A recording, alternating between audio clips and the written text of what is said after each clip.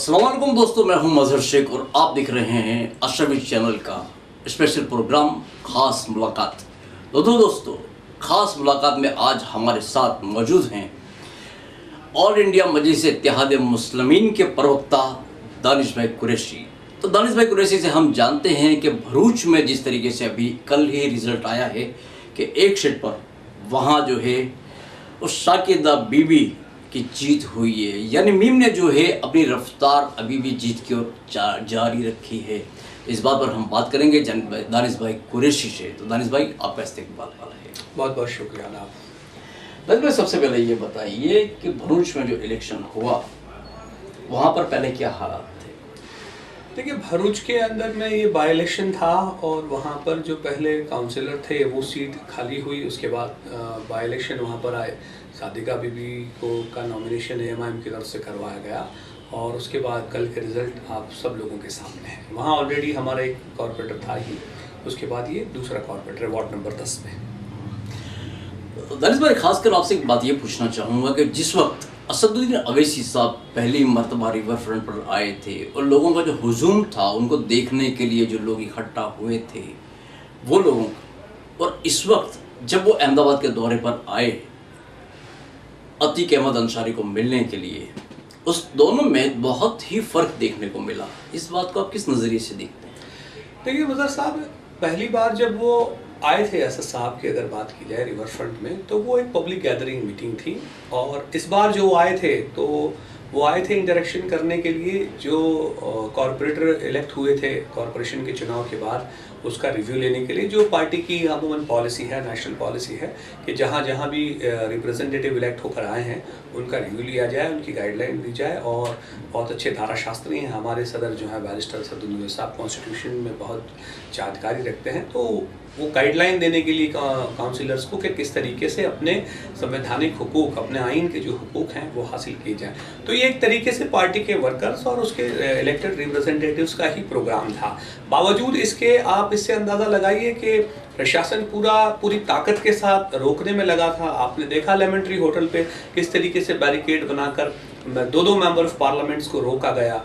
सारी दुनिया ने वो नज़ारा देखा। तो प्रशासन जो है कहीं ना कहीं बल का प्रयोग करना चाहती थी और वो ये चाहते थे कि मतलब लोगों का हुजूम जो है उसको खौफ ज़दा करके कहीं ना कहीं कम किया जाए। लेकिन फिर भी मुझे लगता है कि असद साहब की लोकप्रियता में कहीं कोई कमी नहीं है। जहाँ जहाँ से उनका गुजर होता था हुजूम इकट्ठा हो जाता था। लेकिन लास्ट में मैं फिर यही कहूँगा कि ये पार्टी का प्रोग्राम था, पार्टी के वर्कर्स का और कॉरपोरेटर्स के साथ इंटरेक्शन था उनका। तो उसमें तो पार्टी के जो मेंबर्स हैं उन्हीं लोगों से मुलाकात थी उसकी। अच्छा, कुछ एक बात इस तरीके से भी चल रही है कि इस प्रोग्राम में मीम में काफ़ी कुछ डिस्प्यूट देखने को मिला है, क्या ये सच है? देखिए, दरअसल मामला ये है कि ये क्या डिस्प्यूट है खुद मीम के लोगों को हमें तो पता नहीं है। पता नहीं ये विरोधी पार्टियों को कैसे डिस्प्यूट्स का पता लग जाता है। मुझे तो ये समझ में नहीं आता है कि उन लोगों को ये डिस्प्यूट्स की या और पार्टियों की इतनी खाकत रखने से बेहतर है कि वो अगर अपनी पार्टी में काम करें या अपनी पार्टी की पॉलिसी इंप्लीमेंट करने में या लोगों के बीच में जाएं, तो मुझे लगता है कि शायद ज़्यादा बेहतर रिजल्ट पा सकेंगे। दरअसल वो फोकस छोड़ के वो ये फिक्र में लग गए हैं कि एमआईएम क्या कर रही है। इसका मतलब ये है कि एमआईएम को बहुत ज़्यादा सीरियस उन्होंने लिया। ये हमारे लिए अच्छी बात है कि एमआईएम को उन्होंने सीरियस लिया, क्योंकि जिस तरह से अवाम में लोकप्रियता बढ़ रही है साबिर भाई काबलीवाला साहब की और उनकी पूरी टीम की, उनके अंडर में जो काम करे, जैसा कि देखिए कल असदुद्दीन ओवैसी साहब ने भी ट्वीट करके साबिर साहब को बधाई दी और हमारे जो भरूच के प्रमुख हैं उनको बधाई दी, सादिका बीबी को बधाई दी। तो ये सारी चीज़ें जो हैं वो अपने आप में कहीं ना कहीं एक चीज़ साबित करती हैं कि लोग ये भी आरोप लगाते हैं कि भाई साबिर भाई काबलीवाला साहब पहले कांग्रेस में भी थे, लेकिन कांग्रेस की पॉलिसी कहीं ना कहीं काम करने के लिए मुसलमान लीडरों को रोकती थी। और आज आप देखिए कि जब उन्हें खुला मंच मिला है तो कितनी धड़ाकेदार बैटिंग कर रहे हैं साबिर साहब। अच्छा, एक बस बहुत खास पूछूँ आपसे मैं कि मीम को जो फिलहाल कामयाबी मिल रही है वो असदुद्दीन अवैसी साहब के चेहरे को देखकर मिल रही है या मीम के जो कैंडिडेट खड़े रहे हैं उन्हें देखकर मिल रही है? देखिए, मैं समझता हूं कि हमारे लिए सबसे प्राइमरीली जो चीज़ है वो हमारे पास एक लीडरशिप है जिसको असदुद्दीन ओवैसी एक किरदार के तौर पे मतलब दुनिया देखती है। उसके बाद हमारे पास स्टेट में जो चेहरा है वो साबिर भाई काबलीवाला साहब का है। साबिर भाई काबलीवाला साहब का जो चेहरा है वो नॉन करप्टेड है और बिना किसी मतलब यानी किसी वाद विवाद में रहे बिना उन्होंने 2 टर्म अपना एमएलए शिप पूरा किया है और बिजनेस क्लास फैमिली में से हैं और कभी भी उन्होंने किसी तरीके की कोई कंट्रोवर्सी में, तो एक उनका भी चेहरा है, उनकी लोकप्रियता भी है मुस्लिम समाज में और दूसरे समाजों में भी, दलित समाज में भी उनकी एक लोकप्रियता भी है। उसके बाद सिलेक्शन करने की पूरी रीति नीति, देखिए कभी भी जीत जो होती है ना वो किसी एक चीज पर मातहत या डिपेंडेंट नहीं होती, सारी चीजों का इंक्लूसिवनेस जो होता है ना वही रिजल्ट जीत में कन्वर्ट होता है। जैसे कि अगर अभी हम बात करें तो आप बैठे हैं तो आपके साथ आपके कैमरामैन भी बैठे हैं, आपके कैमरामैन के बिना आप अधूरे हैं, आपके बिना एज एन एंकर आपके बिना आपके कैमरामैन अधूरे हैं। तो जब टीम बनती है तब रिजल्ट मिलता है। तो एमआईएम की टीम बनाने में सबसे बड़ा योगदान असद साहब ने जो सिलेक्शन किया गुजरात में साबिर काबलीवाला साहब का वो, और उसके बाद साबिर भाई ने जो टीम बनाई और जिस तरीके से काम कर रही जमीन पे, वो सारी रिजल्ट ओरिएंटेड चीजें हैं जिसकी वजह से हम रिजल्ट की तरफ आगे बढ़ रहे हैं। अच्छा, महानगर पालिका की बात करें तो कई उम्मीदवार उसमें से जीत कर भी आए और कई उम्मीदवार जो हार चुके, लेकिन बाद में उनकी कुछ छवि इस तरीके से निकली कि जैसा कि मीम को एक धब्बा जैसा लगा हो, तो कुछ जल्दबाजी नहीं की साबिर भाई ने इसमें? देखिए एक बात समझिए कि आज हमारी पार्टी को पूरा 1 साल भी नहीं हुआ है और हमने 49 कैंडिडेट लड़ाए थे जिसमें से 25 जीते हैं, मतलब मोर देन 50% का रेशियो अब हमारा हो गया है।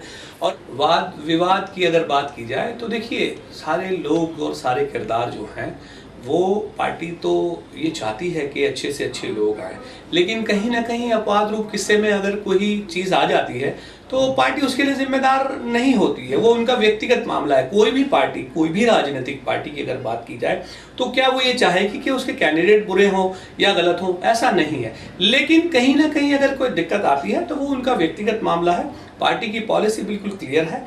हमने आज तक हमारी छवि में आप देख लीजिए जितने भी हमारे काउंसिलर हैं बिल्कुल कॉरपोरेशन के अंदर में विपक्ष की मुख्य भूमिका वो निभा रहे हैं। जिस तरीके से आपने भी देखा कि पर्यूषण पर्व के दिनों में जिस तरीके से 9 दिन बूचड़ खाने स्लॉटर हाउस बंद करने का जो इन्होंने फरमान जारी किया था, जो गैर संवैधानिक था, इतने सालों से कभी कांग्रेस ने नहीं उठाया, जो हमारे पक्ष के नेता एडवोकेट रफीक साहब ने उठाया, जिसके लिए कमिश्नर साहब दामन बचाते फिरे।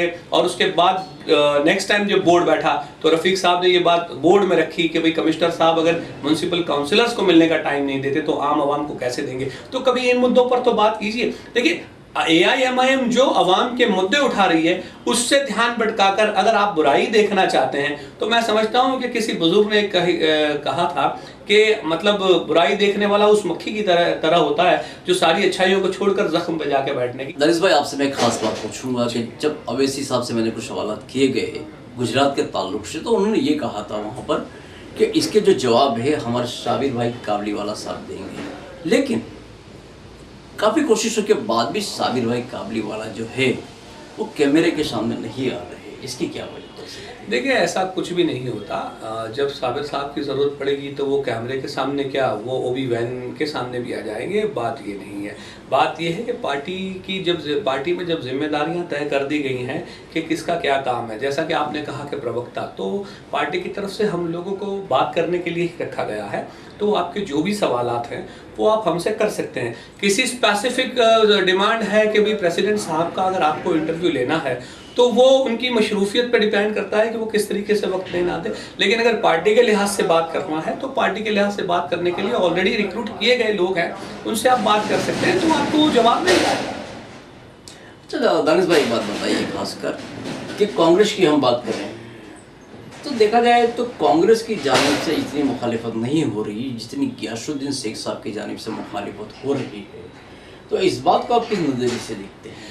देखिए मुझे लगता है कि इसमें 2 बातें हैं। एक तो सबसे पहली बात कि ये वो तीसरी टर्म के एमएलए हैं और इन 3 टर्म के अंदर में मुझे लगता है कि बहुत कुछ ज़्यादा वो समाज का भला कर नहीं पाए हैं। और ये मैं कहना चाहूँगा कि वो समाज से ज़्यादा अपना भला करने में और अपनी इंडस्ट्री रियल एस्टेट की डेवलप करने में ज़्यादा मशरूफ़ रहे। ये हर आम आदमी से आप अकेले में ऑफ द कैमरा भी पूछेंगे तो आपको पता चल जाएगा। और अब भी वो जब बात करते हैं तो वो बात करते हैं कि भाई कौम की, तो आप बताइए कौम के नाम से उन्होंने क्या किया? कुछ भी नहीं। हमने देखा किस तरीके से शाहपुर सिरकीवाड़ में पुलिस ने, क्राइम ब्रांच ने गोली मारी थी, किस तरीके से उसमें समाधान में उनका रोल रहा।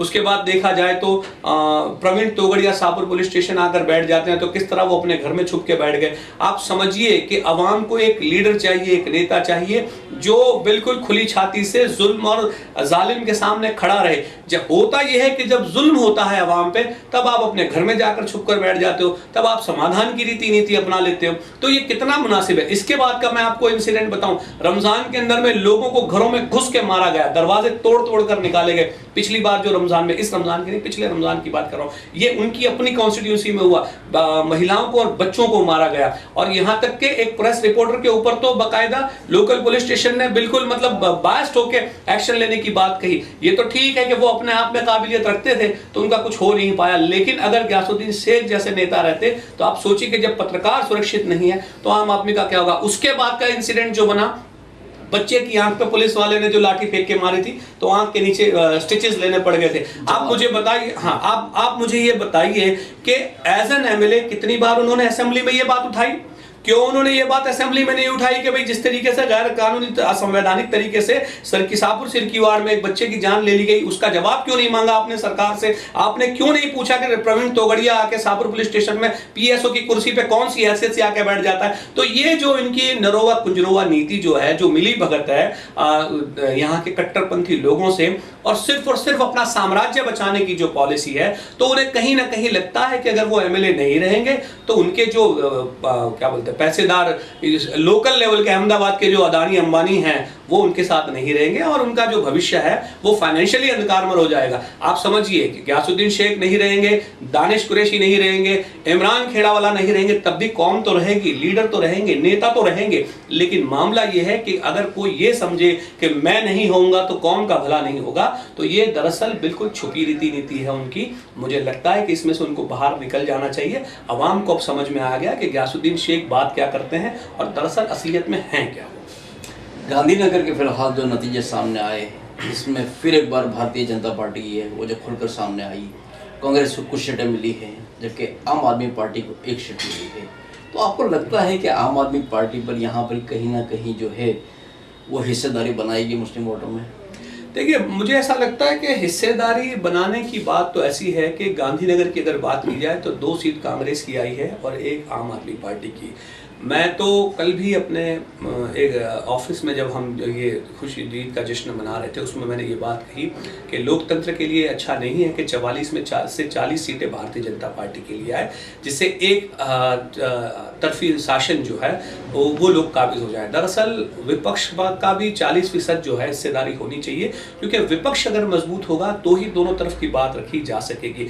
लेकिन ये सो कॉल्ड सेक्युलर पार्टियों की रीति नीति के कारण लोगों के अंदर में उनका विश्वास डग गया।